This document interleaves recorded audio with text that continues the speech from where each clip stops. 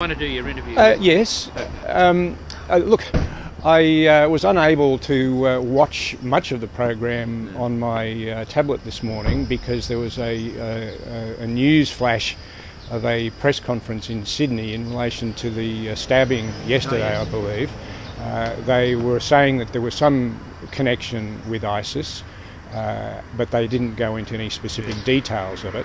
Having said that, what did I miss in respect of the program this morning? Well, you must watch the replay, Bill. Well, there were arguments about Sam Dastyari, there were arguments about Malcolm Turnbull's first year as Prime Minister, and there were some lively discussions. Not everyone agreed with everyone else.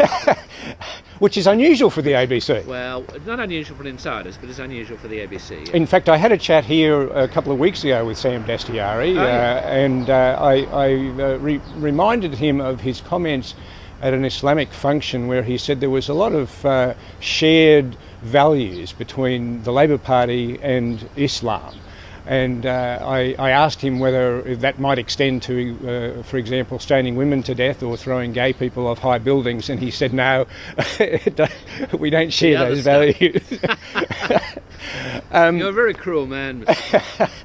Now, I did hear that Bill Shorten is going to be heading overseas to Canada to meet with Justin Trudeau. Yes. Here's a news flash for you. I was actually in Hong Kong last week, and lo and behold, during a visit to the China Club restaurant in Hong Kong, I actually ran into Justin Trudeau. Did you interview him?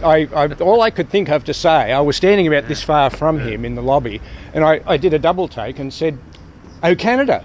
And that was all I could come up with on the spot.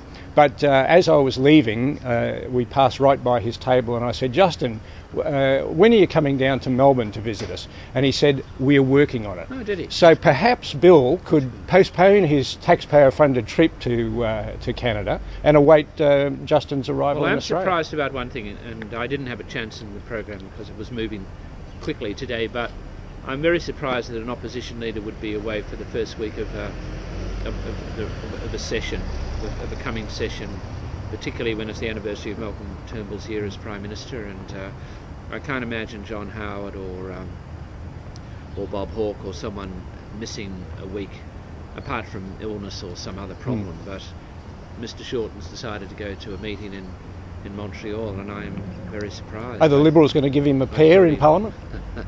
I don't know, but I am surprised he's doing it. I thought he should have been back here, stating his cause. But at any rate, he must, like you, he must want to meet Mr. Trudeau. Now, I did ask Barry about my perception of bias in the ABC's reporting of the US election campaign. He feels that there is no bias, and in any case, what difference does it make? And my view was, well, if you're going to bother reporting, it ought to be balanced reporting on the ABC. Well, I mentioned at the end, I better conclude now, but I mentioned at the end of the program today that I thought, and I've noticed your stuff that you've sent me on this, and I said I thought the Australian journalists have been very dismissive of Trump, and I said I wasn't a Trump conservative, but as you know, if the Republicans hold all the states they had under Mitt Romney in 2012, and Trump can win Pennsylvania, Ohio, and Florida, he'll be president. Now, he's not favourite, he's behind, but it's not impossible because Romney went within 3 states that went in against Obama, who was a very popular president and still is a popular president with.